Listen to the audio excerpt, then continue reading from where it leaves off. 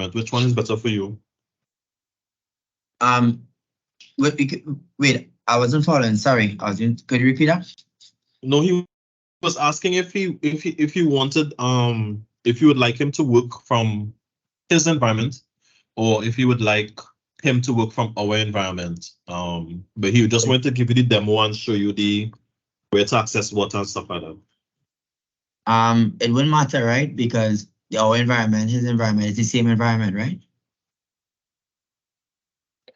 No, my install has nothing to do with your install. I just have stuff set up already, so I could give you examples and things on how vendor portal works and what you could do with it, and then you guys could, do the setup on your side of things. Yeah, all right, no problem. Yeah, that's fine with me. Once it's okay with Mr. Moses. Yeah, that's cool. Yeah, whichever way is fine. Yeah. Okay. Because you would have to install it right now. No, it's installed already. It's installed already in your environment. In my environment? Oh, well, let's use our environment then. Okay, so who is going to share their screen? Because I don't have access to your environment. All right, so let me share my screen, or Macaulay, you want to do it? Which one? No, Nissa would have to do it. Nissa, could you share your screen? And log in as admin? No problem. But what application you normally use, Travis, to connect to systems? Because I suspect you may want to drive. Well, yeah, I typically, if I'm going to take control, I'll use like a go-to. But yeah, I mean, we could do a couple of things if you guys have access. I mean, we could flip back and forth. I could show you my setup, and then you guys could kind of do it on your. Yeah, side that's fine. well. Yeah, that's that's how you do it. Yeah, no problem. Okay, here, let me share my screen here then. And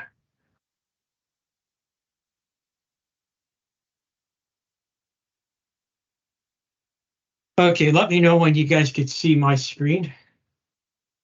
Yeah, could see. Okay, good. So let's.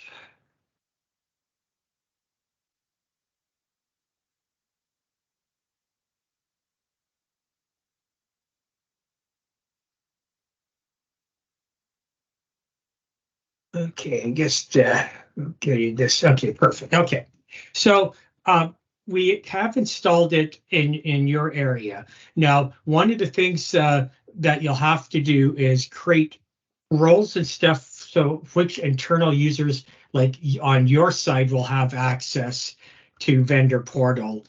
So what you see here and is all the possible options that can be done for use on your ReQlogic. So this would be like your side of things that would need to be set up to give access to the internal users on your end on what to do. On that. So part of this is, I'm not sure how your security is set up now, but, I would typically have a role-based security on it. And, who gets set up, who could deal with security and things like that. And then the data entry part of it would be, another section. So, one of your first things would be who is going to have access to vendor portal on that. Can you give me 1 sec? I just need to, Lori, my boss, just sent me an email. I need to respond really quick on this. Give me 1 second.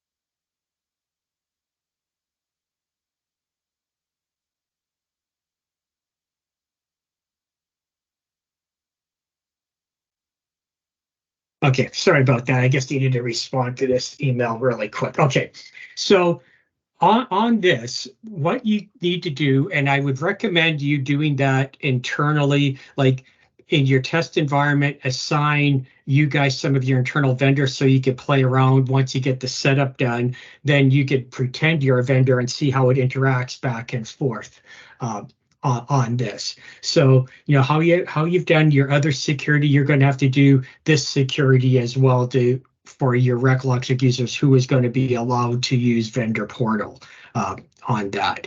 Then once vendor portal is set up, I'm just going to go over here and go to VP so you can see that side, because the website is set up as well now.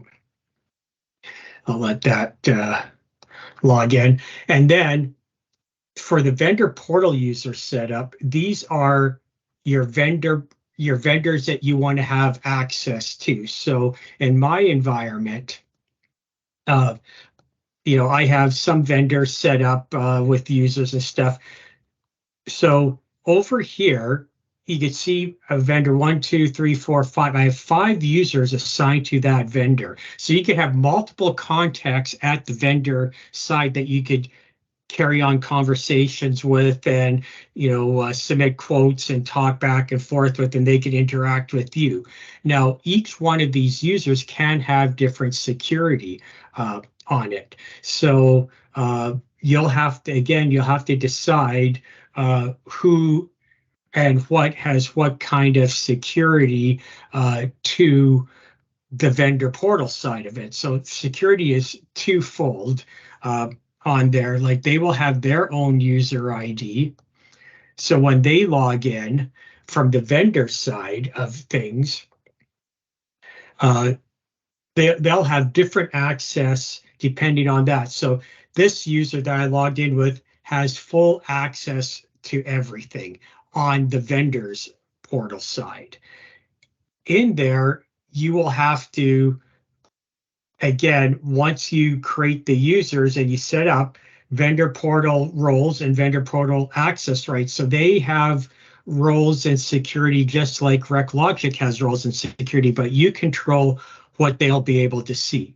So one of the first things that you'll do is do some internal testing. Now, if I bring in one of these users, you assign a name, ID similar to what your ReQlogic, you can come up with your own IDs, active, who on your side kind of is managing this vendor on that. So who's kind of in charge of the vendor on your side of things. And you could do valid for all items. If you want to be able to do quotes for all your items or only for certain items, and you could decide which items that you'll be sending out for quotes and things like that.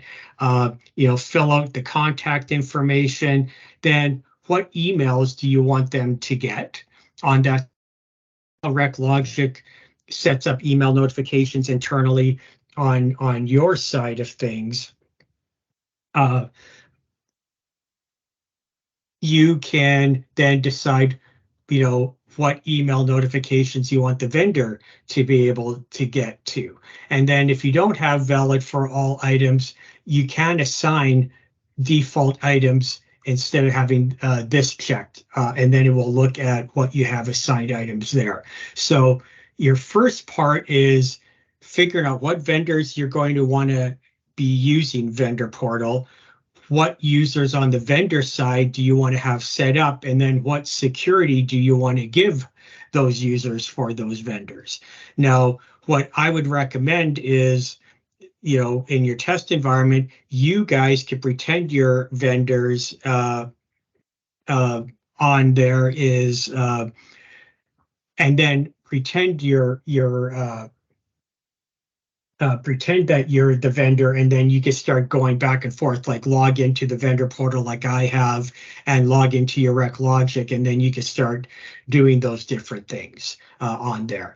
So one of the 2 ways you could set up a user. So a vendor portal user doesn't have to be an active vendor. You don't have to put it to an internal vendor. So if there's a vendor that you just want to send quotes out to and you're not sure you're going to use them, you just don't link them to a vendor in Great Plains. You could just have them as a ReQlogic possible vendor where you could still send requests for quotes to, and they could respond and do things like that. And then if you do choose them as a quote, then they would have to be then set up and linked to a valid vendor in Great Plains. But you can use this as just for quotes, and they're not active vendor in Great Plains yet. So if you want to set up a new one, just like anything else, you hit new, it opens up. Here are the required fields. You have to give it a user ID. You have to, supply the vendor name and then who's the contact, and you can put different things on there. And then are they going to be an internal vendor or not? If they are, then, whoops, I hit the wrong button. Sorry, hang on, let me get back to there. If you do want to link them to an internal vendor, then you could do the lookup and see all your valid vendors in GP and say, yes, this is part of that vendor or not on there. So this is kind of like the user setup for ReQlogic. Now it's the vendor portal user setup. Like it's now you're setting up the vendor user to interact with on there. So question, if we were to make a change in here with a vendor that already exists, would that also impact on GP? Or it's a one-way? No, I mean, if the vendor already exists in Great Plains, you link it to that vendor in Great Plains. Right. And who's the contact, who's the user ID and all of that.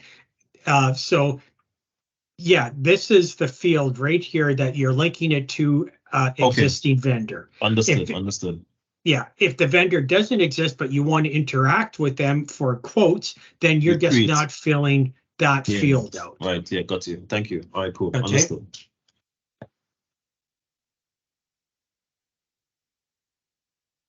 Okay, so once that's done, then you are going to go and create vendor portal roles, just like you would in there. And I just have one called All Access, but how I would look at it is, what do you want each vendor to do? Do you want them to be able to enter invoices? Do you want them to have conversations? What reports and inquiries? Can they view uploads and attachments? Can they request a new user? So a vendor could say, hey, I have an assistant or whatever, I want them to be a user. They could put in a new user request that would go to the account owner in ReQlogic to ask them to set up a new user. And can they respond to RFQs, and stuff like that. So this is all the access, but just like you create roles for your internal ReQlogic users, like the different roles that you can have, on there, you're going to create one of the same things here for vendor portal roles is, what roles are you going to do? And then once the roles are done on there, then vendor portal role access. So just like, internal access, here are all the possible vendor items that there are. So, if you go down to role and you pick whatever roles you set up, then usually I'm going to just remove all and remove all is, from this side, you're going to say, okay, what is that role going to assign on there? Okay, so part of this is going to be, determining what you want the vendor to do with you guys. If you want to give them access, if they're going to be able to access everything, then it's easy just to go then to just add all, and then they'll have access to everything. But if you want to control different levels of users to have different separately on this, then you can, create multiple levels of roles just like you did on your normal ReQlogic. So all of this acts like the normal ReQlogic, but just think of this as vendor users now. When they log in, what do you want them to have access to? So this would be their portal that you're seeing on when they log in. What can they do on there? Okay. Then once that's done, vendor portal administration, just like you could control, if you want to change the wording and different titles and stuff like that under menu administration. If I go to where was it? Reports and inquiries, and I want to change the names of the reports and stuff like that, you're able to do that all from this menu administration. So if there are specific things that you want to be able to change, all of that is done from this menu administration, and then you could change what the menu items and stuff actually say. Now, most people don't get to that level, but that's what the vendor portal administration is. Then what kind of conversations are you going to have with the vendor? So, for some examples here is you're creating, I say, okay, I have conversation ID. So I know, am I dealing with contracts, just miscellaneous, general? Am I dealing with legal? Or am I dealing with requests for quotes or quotes? You could come up with as many different conversation types as you want.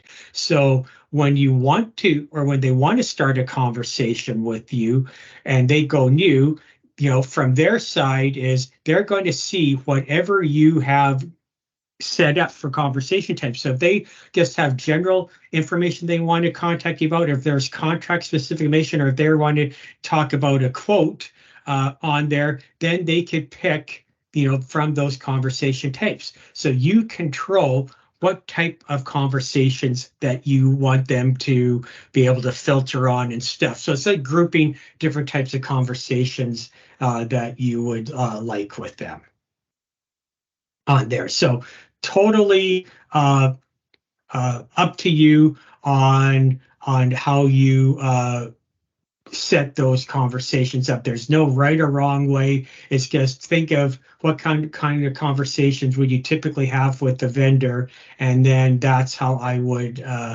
set it up.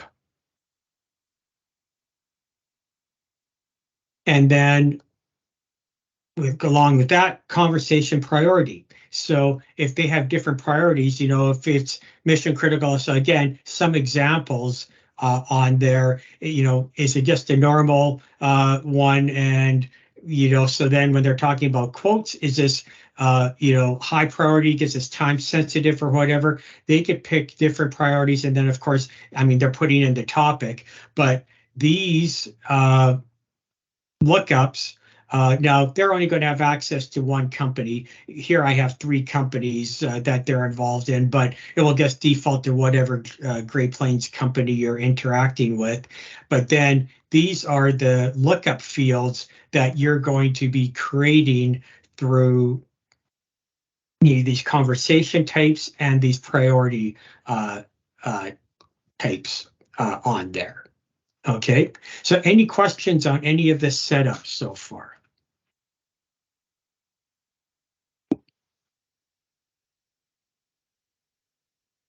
I'm good, thank you. Okay, so then user groups. So just like you have user groups in ReQlogic, and user groups are great for data field customizations. And I haven't created. Let's just create a group here called RFQ group.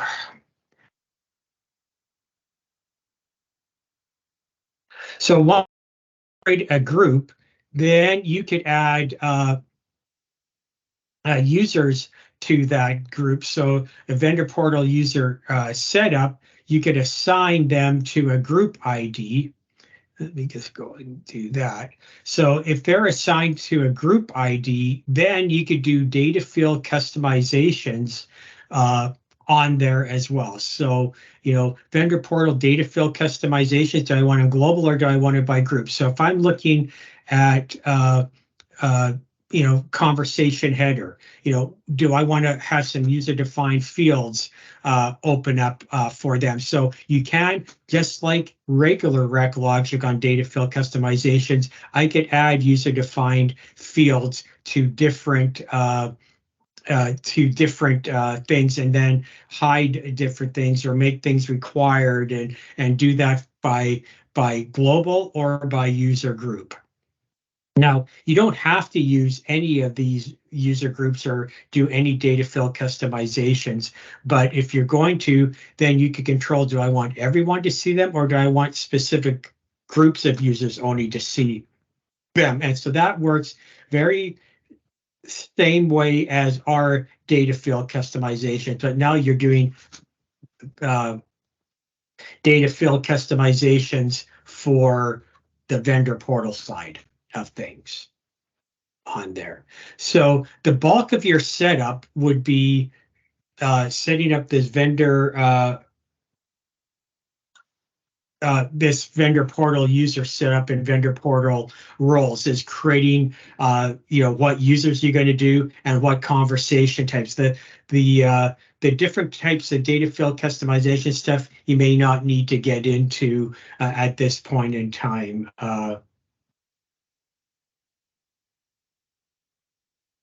On there. So that's what that part of the setup is on there.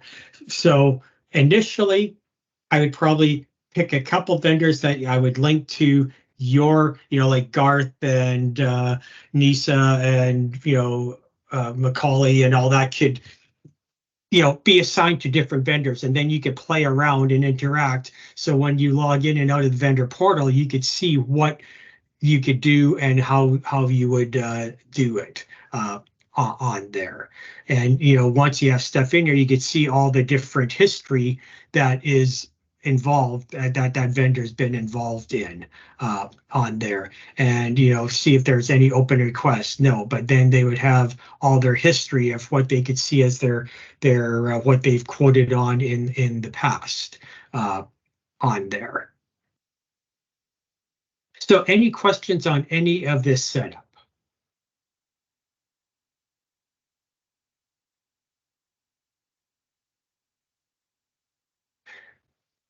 No questions You- on my side.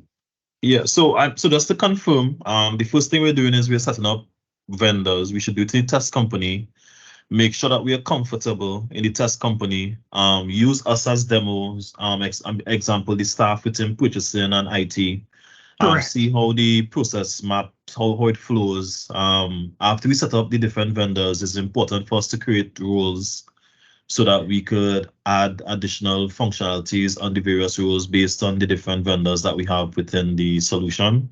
I think that's in a nutshell pretty much what we touched on so far. Yeah. Yep. That's exactly. All right, cool. I'm comfortable. I'm comfortable so far. Okay, so say you get all that done. Now I'm into ReQlogic. Have you done the RFQ process in ReQlogic? Was that up and running at all before? Like how to request quotes and stuff like that? No.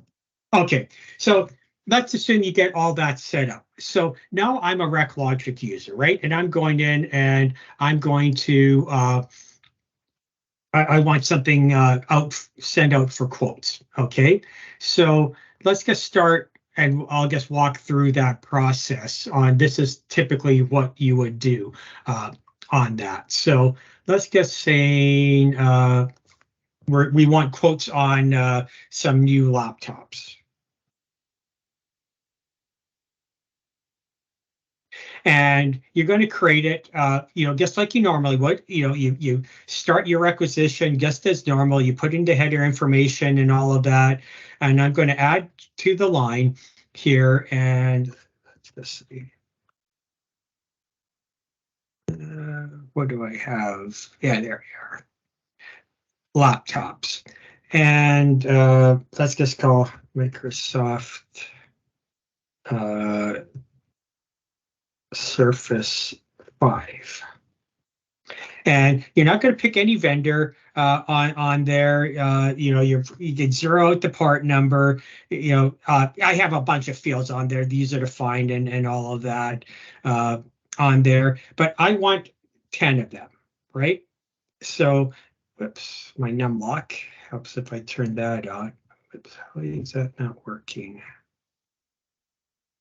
There.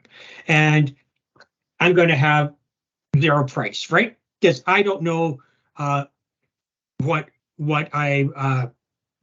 going to do yet. Okay, so all I know is I want 10 Microsoft Surface 5s on that. So once you have it set, you go to the quotes tab. Now I'm going to, you'll see this right here called Create RFQ. I'm going to click on it. And I can have multiple lines on there, and that's not a problem. And you can put comments in there. You can decide when this quote's going to expire. Defaults to 7 days out. So you could do that. Now, the other thing you could do is, hang on, let me just do, I'm just going to go to Amazon for a second so you could show what I could do. Microsoft Surface Laptop 5.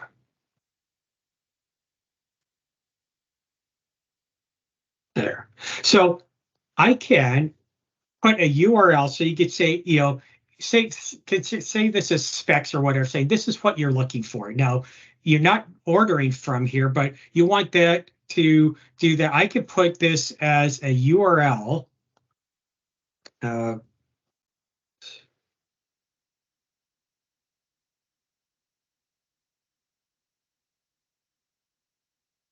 On there, and I could hit upload. So I could have a URL, or I could, you know, have just a file, you know, just like you do anything else on there. Let's go to downloads.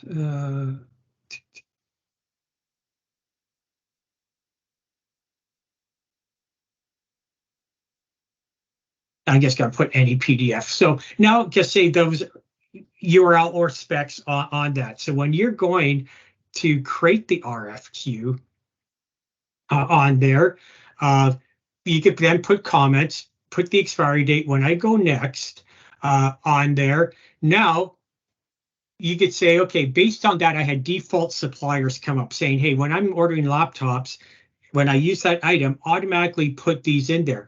I don't have to use these. I could delete them out and I could go pick any other, RFQ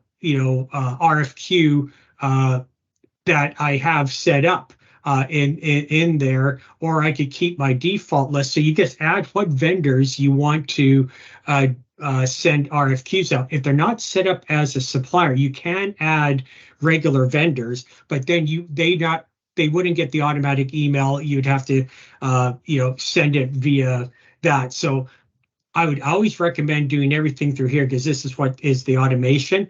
This gives you the option, if they're not set up as an RFQ vendor yet, to get them on the quotes tab, but this would be the more of the manual process. So I always recommend, when you're doing it, make sure they're an RFQ user set up, and then you just pick from that list that you have all the interactions with. You add them to here.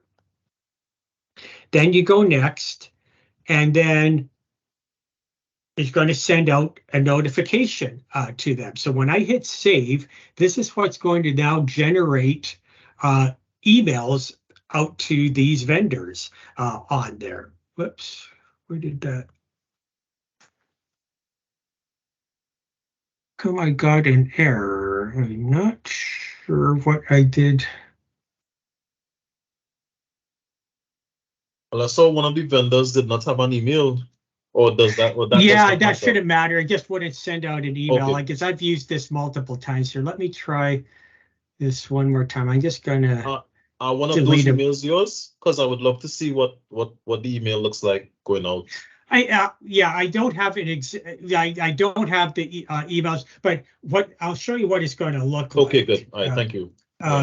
What an email is going to look like. It's going to be like all your the normal emails that ReQlogic sends out, but instead of ReQlogic event notification is going to be an RFQ. And so you could decide how much you want to see on the email. It's going to be a similar email like that. And I don't actually have them going out, but here, let me just see if I want to. No problem. That's cool. Yeah, and I'll show you the template in a second. So I'm going to add Ace Travel, attractive telephone company, and advanced, whoops, Ace Travel, advanced, and okay, let's see. If I get an error, I'm going to go right into the server and try, because I shouldn't have had this error. So if I hit save, let's see what says false. Okay, let me try this. I'm going to go right into the server. I've never had this issue before. And of course, when I'm training, I'm going to get the issue.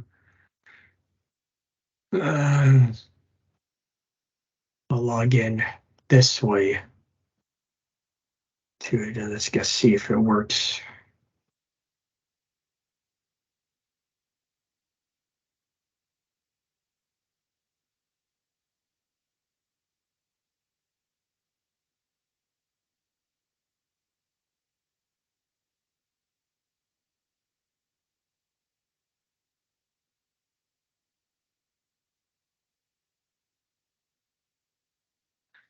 Just wanted to just check if it's just going to go, if I'm getting it for.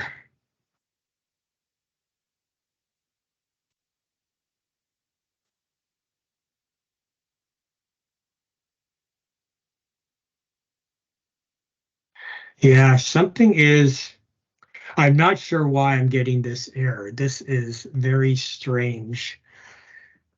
So something, let's just go look at here. I'll log report, see if it gives me anything.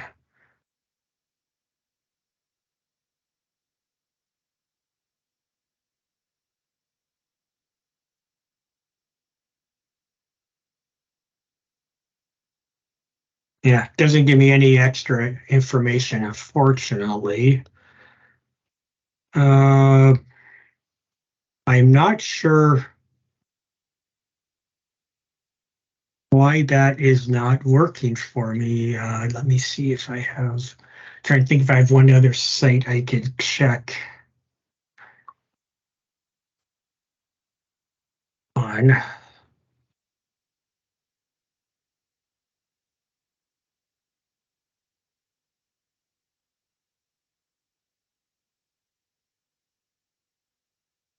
Yeah, I don't think I have another ReQlogic one that will work.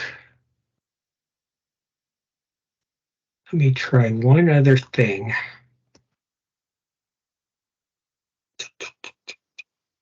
Let's log out. I just want to see if this is. I'll just try a different.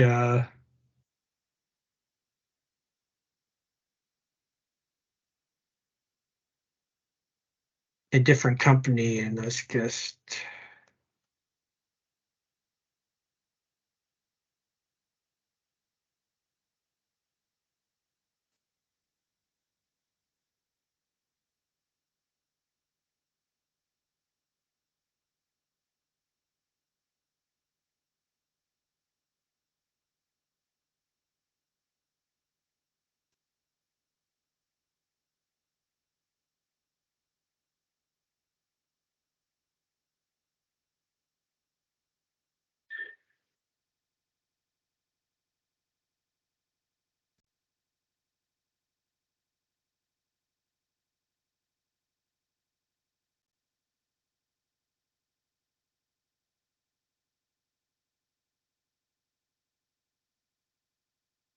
Okay, so something is wrong in that other company, and I'm not sure what on there, but here's what would then happen. So it would shoot out an email on there. Now, those emails that they get, you can control this via email messages and do different things on there, and I believe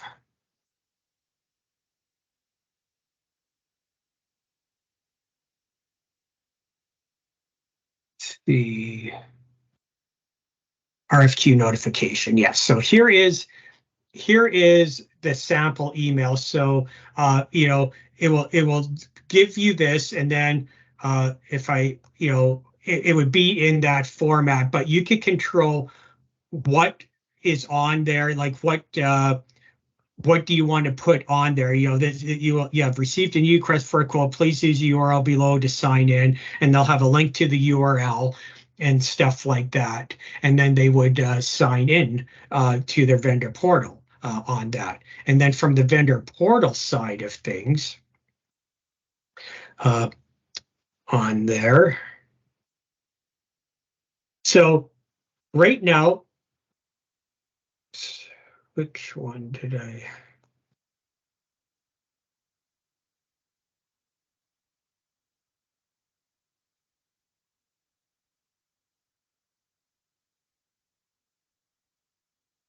So right now, they haven't responded to anything, right? There's nothing. They have the due date on there. These are the vendors you send them out to. So then the vendors would get that email. They would go in and sign into their company. And of course, they're probably going to only have one company. Now, this shows you everything, but here are their open requests. So if they just want to go to open requests and see what's there, they could do that. When they log in, it's going to show conversations. Open requests is kind of like the snapshot of their home screen. So then they can go and they would then respond to this, and they could put in their part numbers, they could put in whatever comment, and they could upload their own attachments if you want on there, and then they're going to give you a price. So let's just say 1,525 they're quoting on this, and their comments could be this is valid until end of the month or whatever. And like I said, they could upload attachments or whatever. When they click this, now this is going to send information back to ReQlogic, and it will, whoever is submitted that, they'll get an email notification that it was responded. So then if I go and go back to this quotes tab, now one line is filled out. It will show you the price. It will have their vendor part number. Yes, replied. If there were any attachments, they would be there, and there's their comments on it. So now, you know, they're interacting with you via the vendor portal. So if I log out and I go in as this user, you know, there's their open requests on there. Whoops. Yeah, open requests. So they can put in their vendor part number. They don't need a comment, and they're saying, yeah, this is going to, we have this for $14.95. We could give it to you. So when they send this back on there, and I just go and refresh this, what the quotes tab is going to do is automatically sort it by the lowest at the top on there. So, you know, now you have $14.95, 1,525, and you're still waiting for the other quote on there. So let me just log in.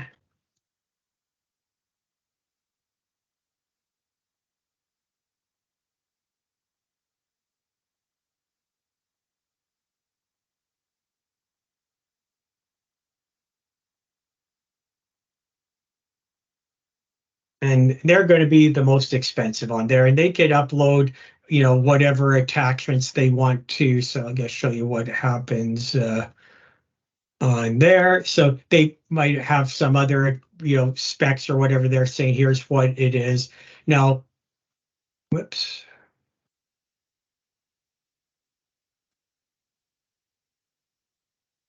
Let's submit that back. Go off. So now, you know, they're at the bottom. Here's there, and there's that, and they might have had their attachments. So now you can view whatever attachments they want. So the vendors can add their attachments. They could add comments and stuff like that. Now, once you have all the quotes back, you're saying, okay, yes, this was a little cheaper, but I like working with this vendor better. So it doesn't matter that one's cheaper. You can pick this. So when you go and pick one, I'll pick it. Now it puts an icon besides that's the one you pick. And then on the summary tab, if you look at it, it fills in all the information for that vendor for you automatically on there. So all like the price you didn't put in originally and stuff like that. When you click on that RFQ, it puts in the vendor, it puts in their part number, it puts in the price that they quoted you on that. If by chance you made a mistake and say, oh yeah, no, I really do need to go with the lowest price, I could go back and click on the next one. Then it's just going to refill it in with the other vendor. Now it's this vendor with their part number and their price on it. So, you just put the quantity, leave the price at 0, and then you send it out for quotes on there. And then this will be there for the entire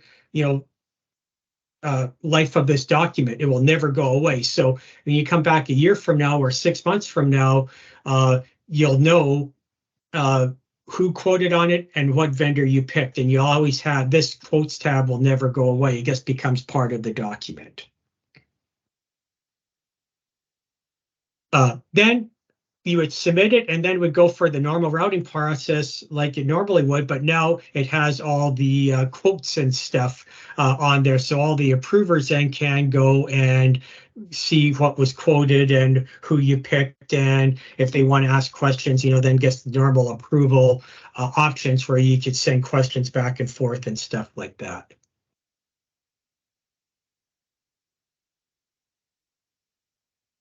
So any questions on that RFQ process? I think my only concern is, as we would have mentioned when we first viewed the system, is the closing time. I know that it says date, but we would also need for that time to be added to the platform, please, if possible. I know you said it would have to be a customization that you said you would have spoken to the team about. Yeah. Yes, so you're talking about not on reply by but like at midnight, like a timestamp in there. Yeah. Let me just check one thing. Yeah, and I don't think that's even part of it. A customization. Yeah, I just thinking because I know in some of these I could put date fields on, but yeah, it doesn't give me options on the RFQ on that. So here, I'm just going to open up. Yeah, and I haven't heard back from them. I'll have to ping them. I know they've been swamped. Give me 1 second. I just make a note on there.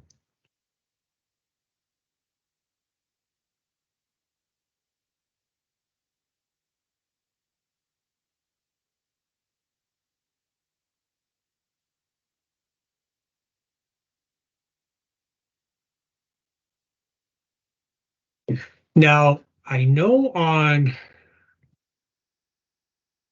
let me just look at something here. Let's just go in here because I know I haven't submitted that one yet. Is when I'm on the,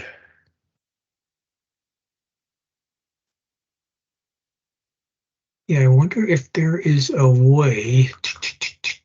Yeah, I'll have to play around with it because yeah, right now, yeah, all it is a date field, and I'll have to see. This is on. Let me just look at one thing here.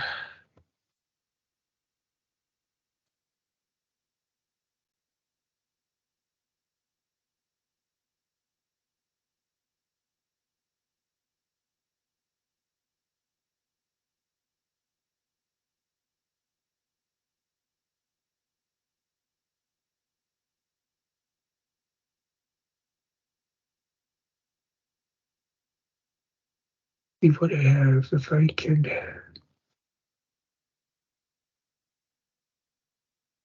User 01. Let's just try something here.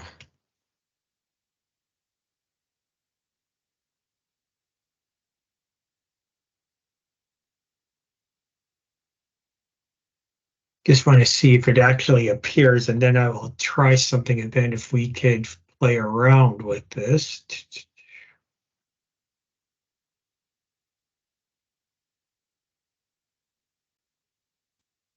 I don't see. Okay, probably gets the user. Okay, let me just open up.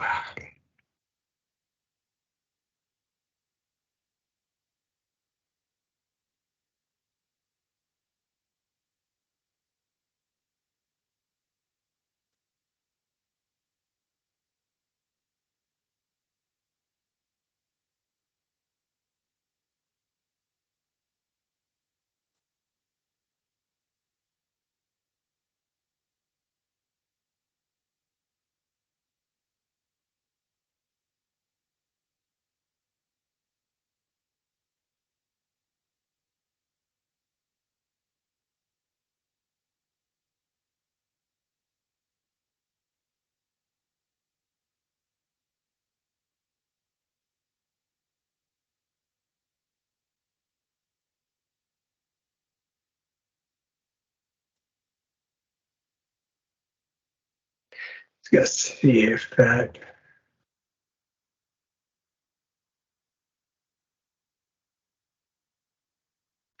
Yeah, I thought, yeah, it's not taking that user defined field. So I'll have to play around and see if I could get it on there, because I know, and maybe, yeah, I know reply and last update has the date, but I don't know if I could do that out of the box.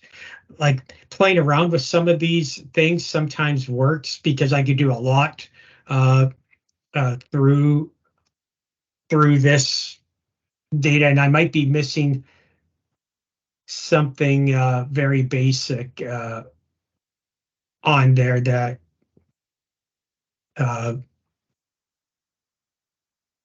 missing. But I'll find out for you. I'll figure out updated date. Yeah, because it does have the user 01. I don't know why it's not appearing. Okay, let me play around with that and I'll see what I can do for you on that. I thought it might be able to just add it that way, but it doesn't appear that it can. No problem. Okay. No problem. So any other questions on the quoting process and what the vendors see and stuff like that?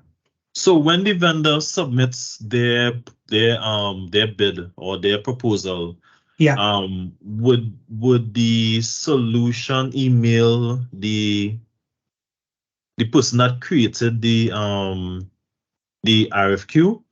How would we know that someone submitted a bid?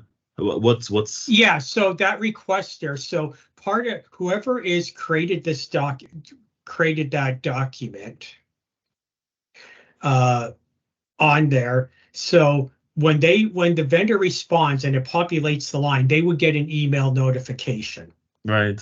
On it. Okay, so as long as it's turned on, oops, wrong one.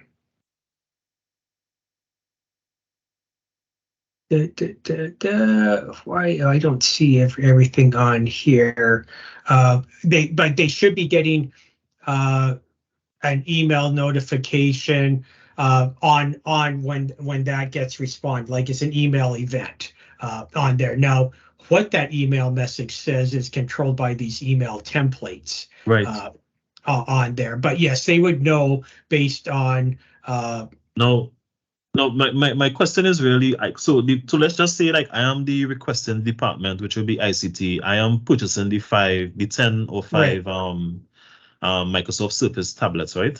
Right. But the thing is, the person that is going on for quotes would be our purchasing agent. So the thing is, what because they're the ones that would send it and create the RFQ for the various suppliers. Right. So my question is, if I'm the one that created the requisition, should I be the one receiving the email, or should it really be the purchasing agent receiving the same? Yeah, I mean, possibly, in your scenario, it should be them, but way ReQlogic is designed, and again, without any customizations and adding on email events and stuff, whoever is the requester, they'll get this email event notification. A quote has been submitted by whatever vendor, and it will give them, the requisition information on that.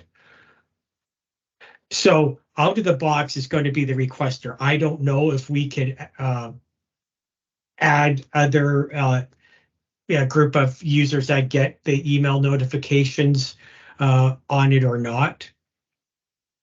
I'd have to check in on that. Yeah, that would be a good question to ask, please. Yeah, because we'll ensure these once we submit as the end user to procurement, they are the ones that take over the procurement process. Yeah. So you would create it. It would go to. Yeah, so ICT would create it. Then it will go to the buyers or we call them purchasing agents here. Right. They are the ones that would send out the quote to the RFQ to the various vendors, and then the vendors would most times send the quotes to them, and then they would share the quotes with the end users according to the complexity of the RFQ. Yeah, for us to review if our review would be needed. Yeah, because what would happen is most likely some of the end users may be inundated with the emails coming back from the various vendors. Right. So that's just something that I suspect may be a red flag. But Mr. Goodrich is on the call and he will be able to advise on so on the here same. I think is what is going to be a problem. Let's just try this again. Microsoft. So let's walk through your process. So, and this is, oh yeah, it's making me add a vendor. Oh, I know why. Well, I'm just going to put a vendor. It doesn't really matter at this point, but just to get through this.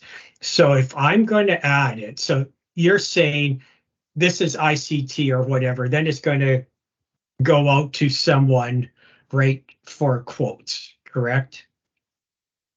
Yeah, that's correct. Yeah, that's the Okay. process. Yeah. Soft Surface 5.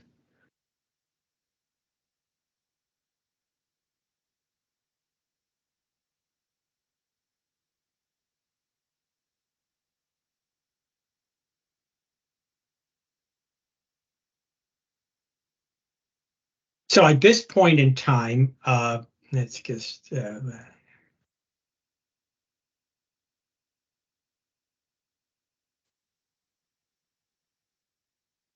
I guess it'd be 12 a.m.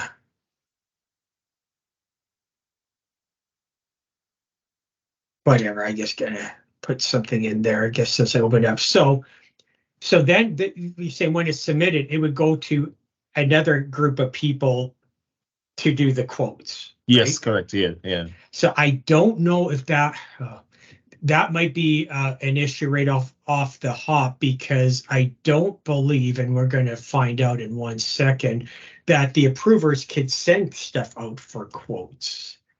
It has to be, I'm pretty sure it has to be in a not submitted status, but we'll find out in 1 second.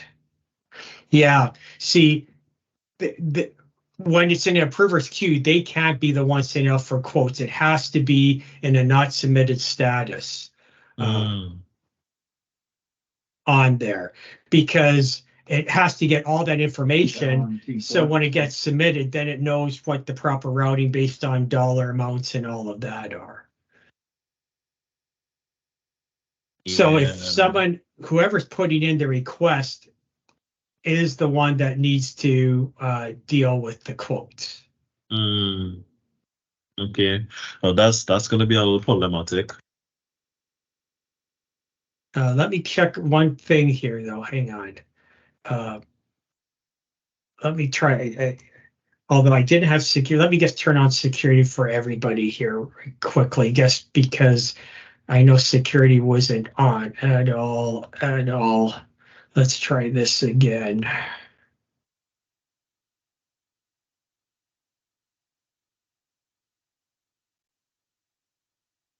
Okay, create RFQ. Let's try this. So now it's routing.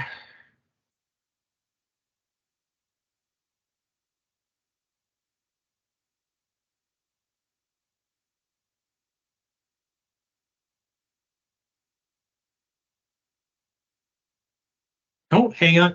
I think I get to have security. Okay, so now it's in the approvers queue. So they would be the first approver, right? That this purchasing group. Now they would send this out for quotes, correct? Yes. Okay. So Yes. let's just. Oh yeah, it doesn't. So you might be right here. Now I'm in. Now I'm getting that same error. It could be that it didn't like something on.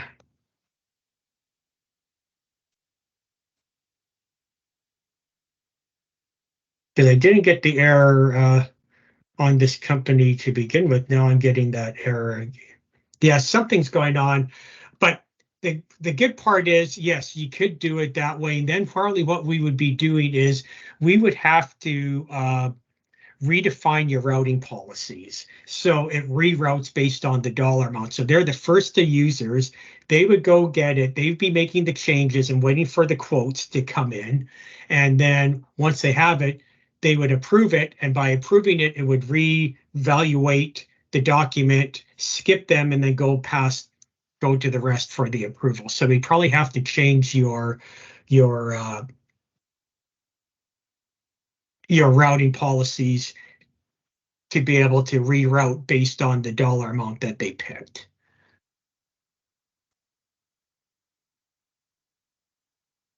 But yeah, they are able to, approvers are able to go out and do the quotes as long as they have security to do that. Now, why I am not sure. Let's just see what vendors that I used last time. So it could be my test system could definitely be having issues based on. So who did I use? I used Attractive, Ace, and Beaumont. Okay, so Attractive, Ace, and Beaumont.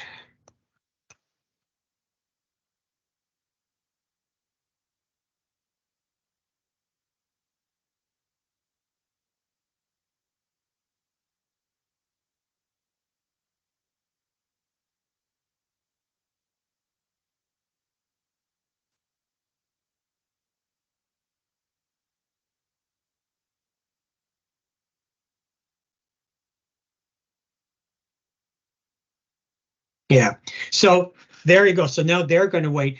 I think it might be I have an invalid email address and it can't send out. I have emails turned off. I think that's why it's airing it out. These didn't have it, but now, you know, here are these. Now it's the approver waiting for the quotes to come back on there uh, on that, and so then they would wait until they got the quotes back. Oh, and here it is on a new one, 12 a.m. midnight. So let's just see what the users see on their side when they log in.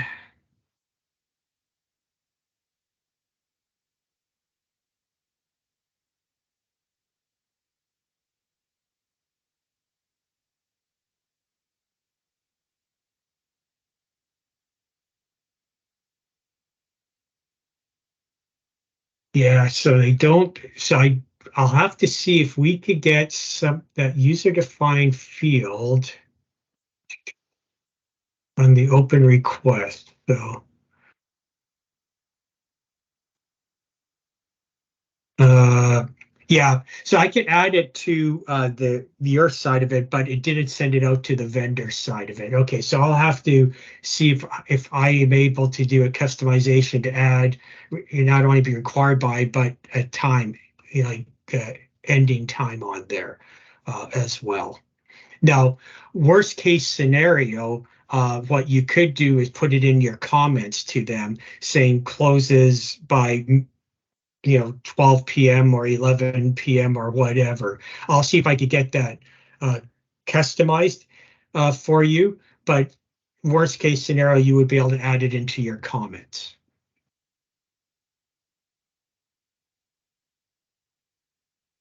So based on your process, it should work as long as we give security to that group when they're an approver that they could create RFQs as well. So I think your process will work on there, and I'll check on the email notifications and on that time date if we could get it added to the open requests piece of things. Okay. So any other questions on that RFQ process? No questions on my side. Okay. So I think the best thing to do is, why don't you get some stuff set up, get these, and then assign them to you. You guys could kind of walk through the RFQ process, and if you have your emails, you'll get to see the actual email that comes through. Then we could circle back and have another time to deal with that, and then we could go over and talk about all the different types of conversations and document uploads and stuff like that. But I think we need to get some test data in your environment to get set up first, and then we could play around with the other option. But I think RFQ is your most important piece, correct? Yes, very Yeah. important. Yeah, I just have one Yeah. question. In setting up the vendor portal, is it that we now have to do this thing manually by bringing in all those suppliers? Or is it a link to the Dynamics? Because we already have a existing database of suppliers. Is there an easier way? Because I'm Okay, seeing that you have to like. Yeah, let me check. I will, since I'm on the server, let's see. Let me open up my utilities and see if I can create create an import template for you. Because I mean, that will make it easier for us because we just have to, it will be quite labor intensive to know. Yeah, I hear Yeah. you. RFQ supplier. Let's just see. Uh-huh. Okay, I'm pretty sure I can't export Excel. I don't have Excel, but here's what I think I could do. Let's go to. We can make an Excel template for you. XW.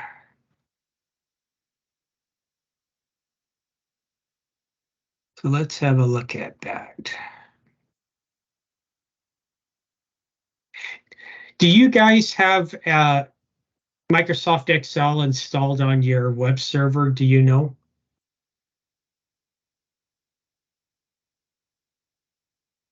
I know we have Microsoft Excel. But Yeah. on the ReQlogic server where ReQlogic utilities are. No, I don't think so. But Okay, yeah, because the easiest would be where I can hit export. Here's my next option. I go into SQL Yes, and it I can. is. Yes, it is. Oh, okay.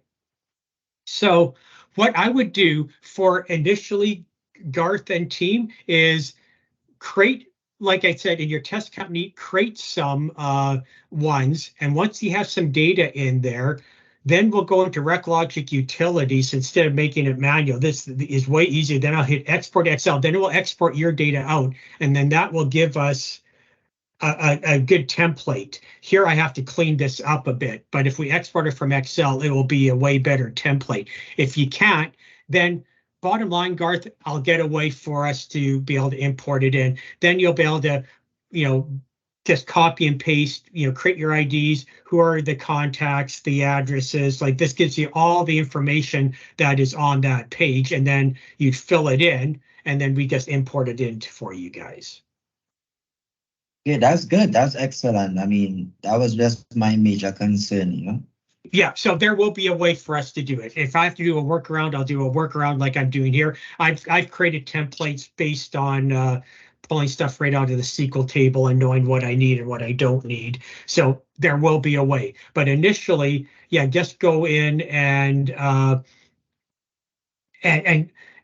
create a handful. You know, like I would go into the vendor portal, go to vendor portal user set in your test company, create some user IDs, and you know, and link them to your guys. Like you would be acting. So like I could go put my name and email address and all of that in here, linked to that vendor in Great Plains. So you could act as that agent for there, and then you could play around with it. And initially, what I'd also do to do that on vendor portal access rights, I just go to global and I'd go add all and add all, just so you could see the full-blown options that they have on the vendor portal side of things. And then so you see everything like this. Then once you're happy and you know, understand all of it, then we could come back and say, okay, what are the users and what type of users are they going to be on the vendor portal? And maybe initially you're just going to use it for quotes and conversations, and you could hide all this other stuff. And so they only see certain things initially, and you can expand it once you understand more of the functionality. But the two things I would do right off the hop to make it easier for you guys is under setup vendor portal access rates, do global, add everything, and then under the vendor portal user setup, pick around 5 vendors and 5 of your internal users. You could do more, but I think 3 to 5 is a good sample set you could play around with and send out quotes and stuff. And then assign yourself to those vendors on there. Just fill everything out so it is, and I'd be turning on all these email notifications just so you could get the emails. So I would just go like this and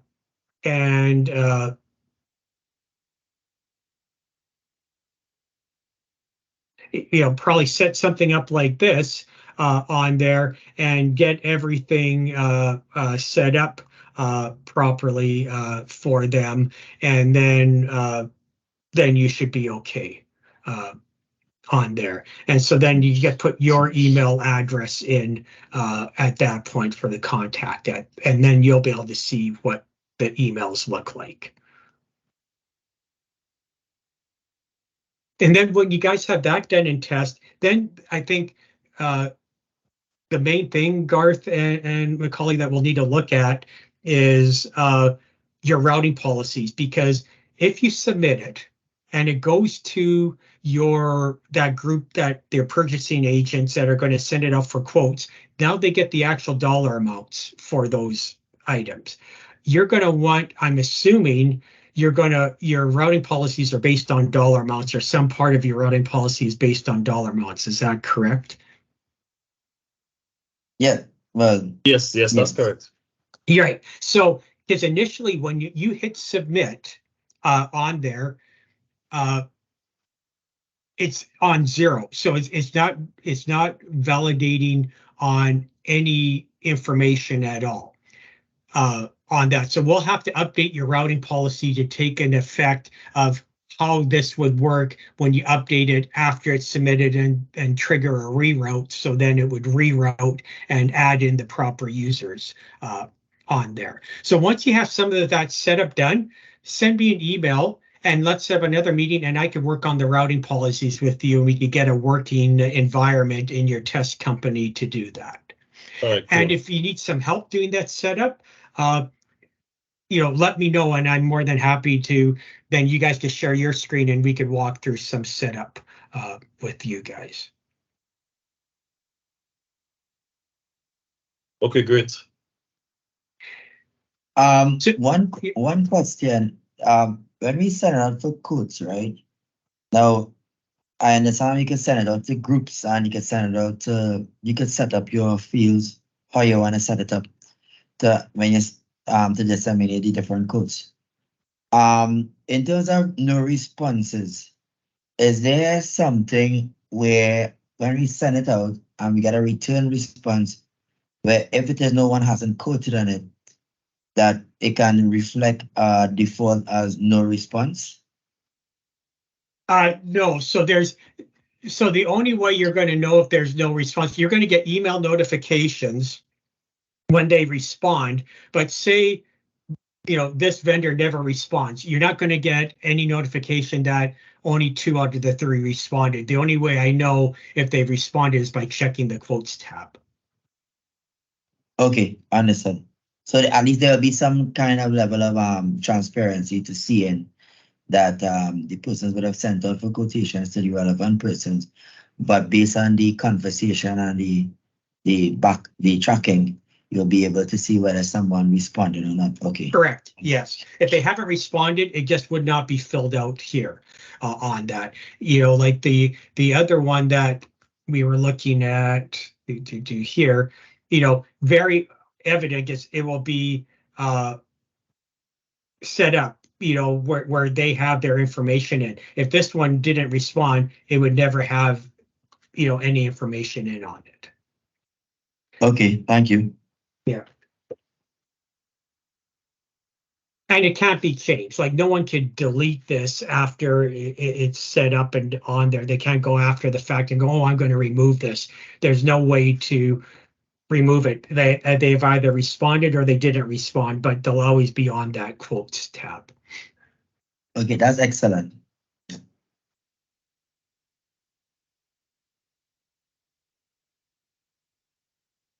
That's enough questions for me as it pertains to this aspect, yeah? Okay. So yeah, so go ahead and you could go into ReQlogic in your test environment and start playing around and doing some setup. And if you run into any issues or questions, email me and we could do, quick 30-minute meetings or 15-minute meetings, whatever it takes us to answer your questions. We don't have to be on for a long time, but I could just, be able to jump on, quickly and help you with anything that comes up. All right, cool. Well, we'll try and see if we could work on that this week and give you some feedback as soon as possible, yeah? Okay, sounds good. Could And you- then I'm going to ping our developer right after I'm done this call because I have time between this one and my next meeting. No, but And remember we're supposed to do the KPI. We're supposed to do the KPI dashboards as well. oh, on this were we call. today? Oh, okay. Yeah, Did I sent you stuff, right? yeah. You gave me the you logged me in. You gave me the you installed it, but Right. we haven't done anything as yet. And I know the team would be because it's not turned on for anyone. So all of that would need to be explained to us as I well. gave you samples, correct? Yes, yeah. But we Okay. haven't shared it with anyone as yet. Okay, so let me log in here because I have the samples on here. So you should have the same type of setup in here, and I think how we left it last time. So like, one of them is requisition by status. Well, could you show us how to turn it on for the different users as well? Oh, okay. So yeah, for yeah. them to do that, so once you have it, I mean, if you log in as a minute doing it, it's all under access rights, right? So you're going to see down here, anything that has chart in front of it, that's the sample ones that you have to give them access to that. You also want to, on the KPI dashboards, you're going to give them these KPI chart configuration and KPI dashboard, because then it will at least let them go into here so they could see what these sample sets look like. And then they could hit preview and you could see what it would show based on your data. This is the SQL text. And this is requisitions by status. If you go into edit mode on this, you could change and play around with all the different types of predefined chart types. So if you want to look at a pie chart for this one, instead you could change it to pie and hit preview and say, okay, now here is how the pie chart looks like on there. So for all your users that you want to give access to see that and to play around with those samples, is under access rights. You want to give them access to these and then add them to anything that has chart in front of it, is all the samples that I gave you guys. Now, there's specific ones that you want created for you. that are not, the samples, just samples, and you can look at them, is if you don't have the expertise, your expertise in-house for SQL stuff, you do need to have some SQL knowledge to do this, to create this. But if you do have people on there that could do SQL, then they can look at what we've done and read and create whatever you want on it. But that's how you get access to it, by those access rights.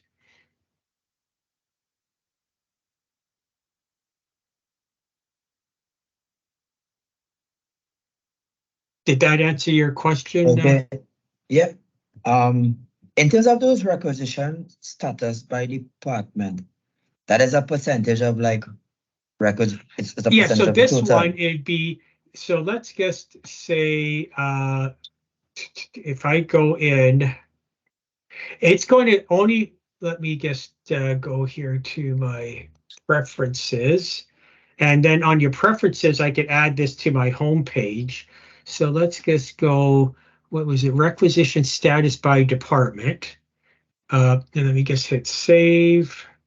So here now, it's only showing me whatever for their department, not the entire company. So some of my samples is whatever department I belong to. So this user belongs to the admin department, right? So if I change this and switch it to the sales department and logged out and logged back in, then this chart is showing me only for that, the sales department now. So that's what that one. So some of my samples are for the entire company in here, and some of them I have listed by department or by user. So just to give you different types of ideas of what you can do for that is, sort it out by user. If it doesn't have department or user in front of it, just assume it's for the entire company. But yeah, these are just like examples of that we developed just to give customers an idea of what can be done. But if there are very specific ones that you want that have nothing to do with this, then either develop them yourselves if you have the SQL expertise, or you could ask us and we can help you with doing that. Yeah, no problem. Yeah, because from a snapshot, some things may not be relevant here. Right. Yeah, So, then delete them and just only give access to the ones that are relevant. But I just try to give you a ton of different samples just so you can look at and test.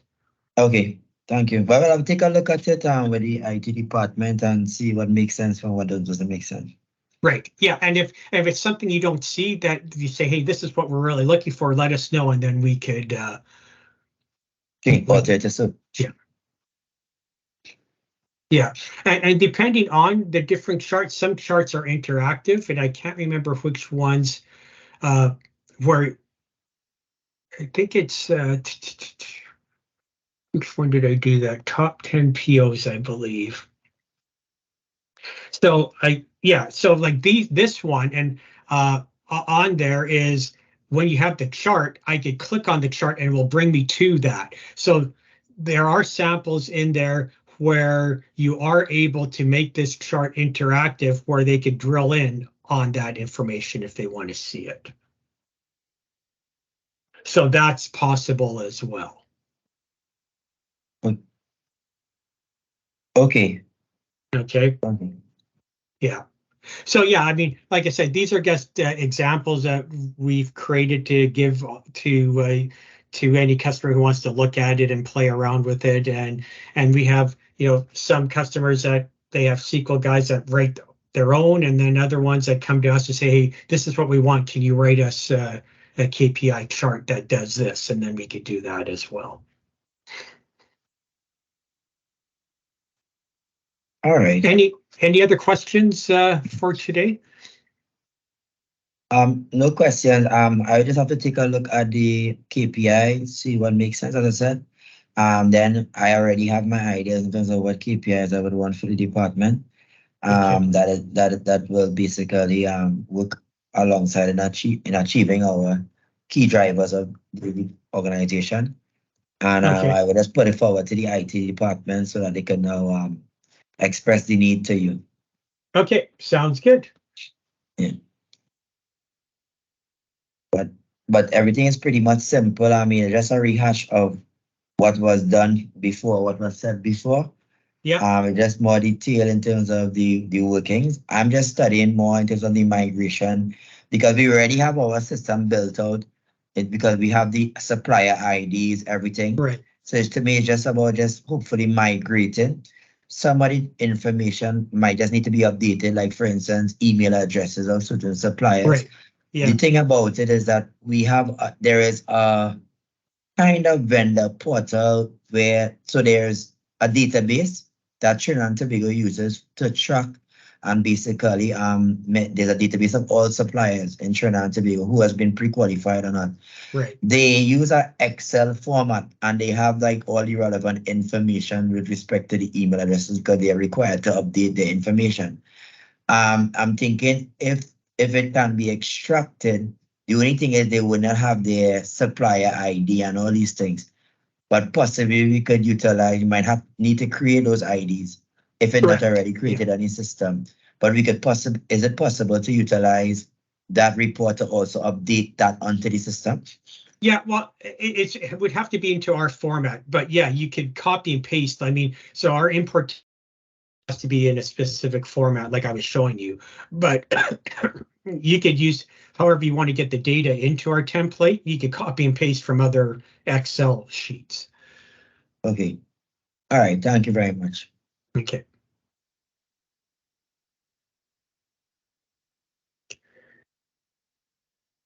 Okay, so if there isn't any other questions, we could call it a day, and then you can let me know when you do have other questions and we get set up another meeting. How long is this test period? As long as you want it to be, as long as until you get comfortable with it, right? Okay. I have no specific timeline. It's like you let me know where you're at and how, when you feel comfortable, and then we'll just take it from there. This test period could be done. Is it at a managerial level, or it could use it with other other staff members in the procurement Yeah, unit? you could roll it out and have anyone who you want test it. Yeah. Okay. All right. No problem. Yeah. Yeah. There's no rules or anything. It just I want to make sure you have enough time to feel comfortable with it, and then we'll just go from there. Yeah. I mean, I just want to get this system on board because I like the whole idea of the codes automatically, Right. the trying to reduce the paper Yeah. load and all these things. Yeah. So I would love to get it started once we do our test period. So the test period shouldn't really be that long. Hopefully there is no issue.